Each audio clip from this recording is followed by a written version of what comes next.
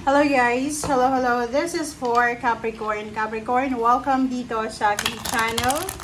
Kapalaran 888 guys. So, alamin natin Capricorn kung ano ang eclipse energy guidance para sa inyong lahat. Kasi meron tayong eclipses ngayong September 2025. So, yung unang eclipse ay lunar eclipse ngayong Sunday, 7-8 yun Sunday and Monday sa Pilipinas. Okay, so, and next eclipse natin, September 21, solar eclipse naman siya. Titingnan natin kasi dalawa yung eclipses in 1 month, which is rare siya. So, kailangan natin tingnan kung eclipse season na kasi. So, kailangan natin tingnan kung ano ba ang mensahe Capricorn na para sa'yo na dala-dala ng eclipses. Okay, first card mo Capricorn is remain positive. Remain positive. Okay, so thank you sa lahat ng Capricorn na nandito, sumusubaybay, nanonood, nakikinig, okay, sa ating mga readings.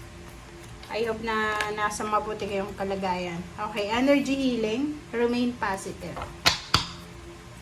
Okay guys, so yung first two cards mo Capricorn, this is parang confirmatory messages doon sa mga Capricorn na parang medyo nawawalan kayo ng pag-asa or parang yung iba nakakaramdam kayo ng disappointments. Maybe sa September 7 to 8, parang ganun. Parang yung dala ng lunar eclipse sa inyo ay parang yun, disappointment. So, kinakailangan mong maging positibo, remain positive. And yung solar eclipse, possible din na energy healing ang posibleng dala sa inyo. So, yung energy healing na yan ay lahat makaka-resonate yan. Lalo yung iba na parang feeling nyo exhausted kayo, drain or wasted yung energy. Ay yung parang pakiramdam nyo na hindi pumapabor sa inyo yung sitwasyon. Or minsan, di ba, may mga times na hindi ka, natulog ka naman, nagpahinga, pero parang feeling mo pagod na pagod ka. So, maybe that's your aura, your frequency, your energy, your vibration na medyo nagiging low na siya. So, be positive, okay? Iwasan natin yung maging negatibo negatibo.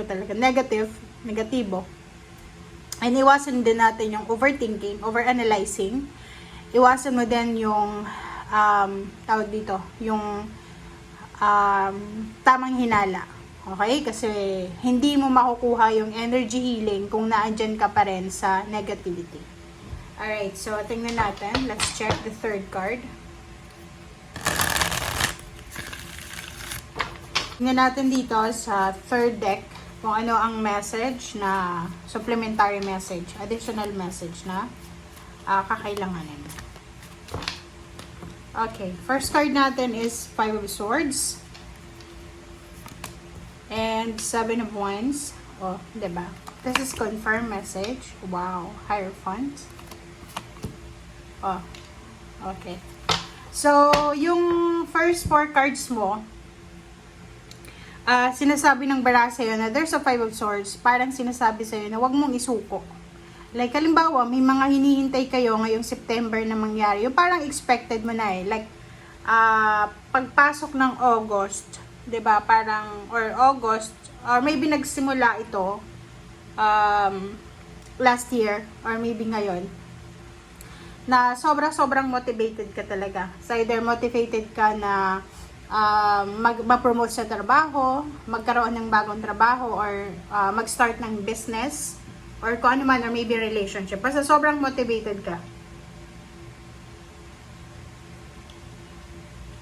Sinasabi ng barahan na maging positibo ka, lalo na kung ikaw ay naghihintay, or halimbawa yung motivation mo ay nauwi sa disappointments or rejections. 5 of Swords, wag mong kumbaga, ile-let go kung ano man yan na pangarap mo sa buhay. Or wag mong ile-let go kung ano man yan na gusto mong mangyari sa buhay mo.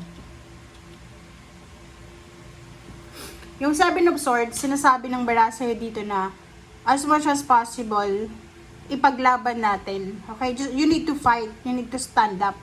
Ipaglaban mo. Like, halimbawa, ang tagal ng proseso ng papeles mo, gusto mong pumunta ng ibang bansa, maybe for vacation or visit, sinasabi ng baraha, maghintay, be positive, okay?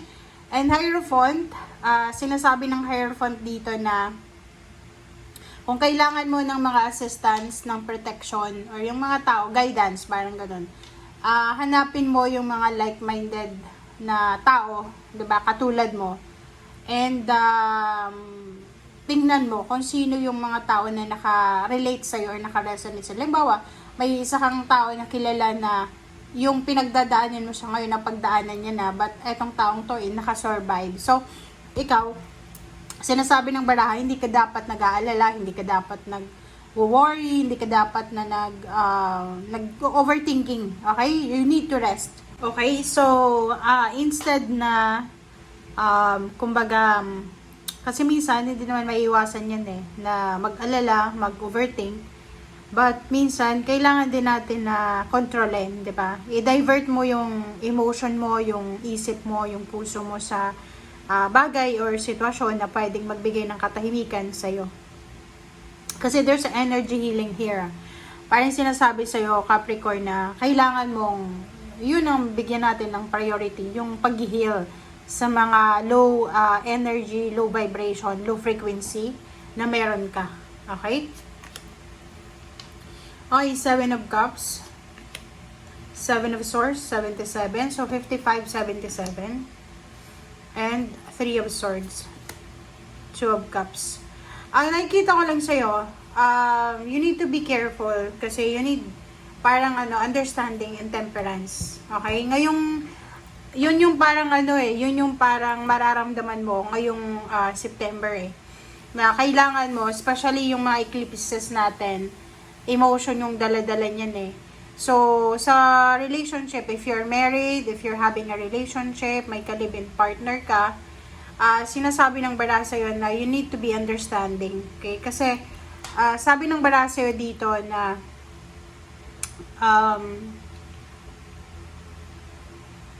marami sa mga inyo na pwedeng makaramdam ng selos. Pwedeng magselos ka sa katrabaho ng asawa mo, ng boyfriend, girlfriend, sa kaibigan, parang ganon. Kasi, hindi mo naman yan, hindi mo naman yan, tawag dito, sinasadya Kasi, eclipses Yung eclipses, pwede siyang magdala ng several emotions sa atin. Okay, minsan, excitement, endings, new beginnings, yung iba, irritable. Merong mga tao na every time na may eclipse, parang bad mood sila, yung parang may kaaway, parang gano'n. So, medyo madilim. So, medyo malungkot, nai-stress, or nagkaka-depression or anxiety. So, dito sinasabi ng barahan na you have choice and option kung ano yung pwede mong magawa. Okay? Regarding sa kung ano man ang mararamdaman mo sa ngayon. But, yung sinasabi ng baraha sa'yo na may choice and option ka para magpadala sa kung ano man na pain and heartaches na minsan wala naman talagang pain and heartaches.